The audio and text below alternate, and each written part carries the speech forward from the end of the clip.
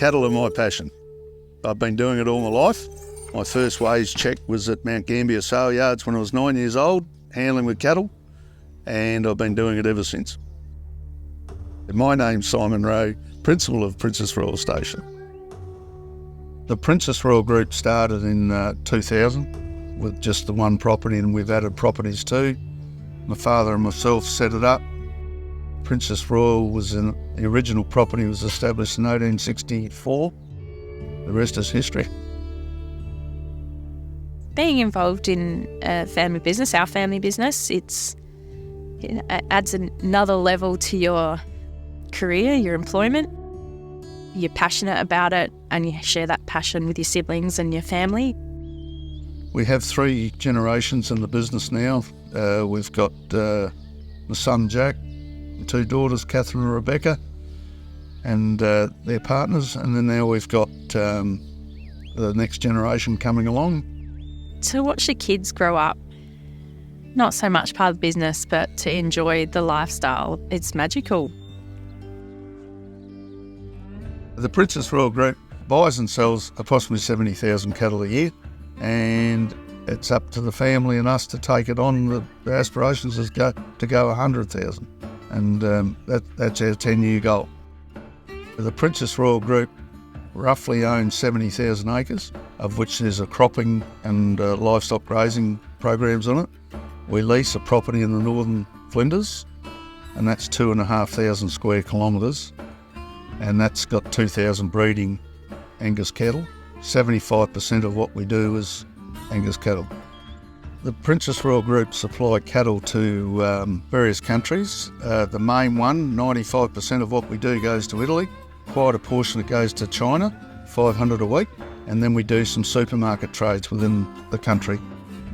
We started out with just about 1,000 cows, and now we're doing 4,000 a month. So we've just had a steady growth phase over the last 23 years. Animal welfare is probably the most important aspect of the business, behind people and their safety. Happy, healthy cattle are profitable cattle. We make sure our cattle are cared for by hiring people that are interested in animal welfare and animals, people that basically want to learn, and hiring in the external expertise that we need.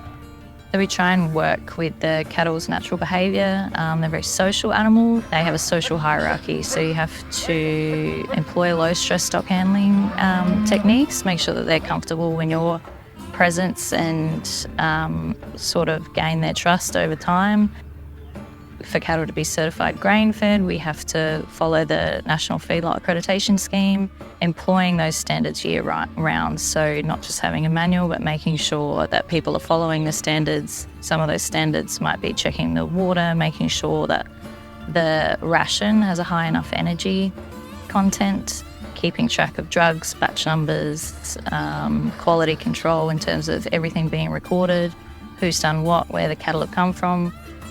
For cattle to be EU certified, they need to be lifetime traceable for the entirety of their life. Whoever bred them from when they're a calf, we need to be able to trace that back. So if anything happens, all the consumer basically knows where their beef is coming from. And that's probably why Australia has the best standards for food security in the world, is because we're able to do that. Our business has changed over the years from what they used to do. Did a lot of short trading, so like livestock was just like they were in and out all the time. Now we've sort of gone to the feedlot where we're feeding them for longer days, so they're not going through as much stock. My team, basically the truck drivers, I look after them every day, just whatever they need.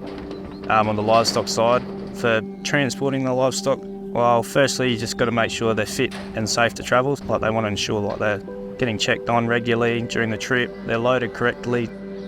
They'll get given a tag at marking, and that will stay with them for life. So when they come here, we'll scan and we'll put a number with them, and we can trace their weight gains, everything through this, so we know specific which one, what's doing weight and their feed consumption and all that. All the waste off the feedlot pens, we spread that on our cropping land to better our soils. We do crop rotations. We use a lot of solar for our bores out in the grazing areas. From an administration point of view, everything at the feedlot's monitored. being able to work with that data and pass it on to customers, suppliers is helpful for us, right through to how we feed the cattle, monitoring that, all the technology in there to help all the staff. Investing in our staff workforce is important, making sure they have the skills to do what they do. Relationships are vital. Being a larger business in a small rural community, throwing our support out there as much as we can to keep the community together is important to us. We've just undertaken the expansion at our Princess Royal Feedlot in Burra, so getting that fully operational, up and running. My aspiration is to build on what Dad's building and try and double it to what we are now.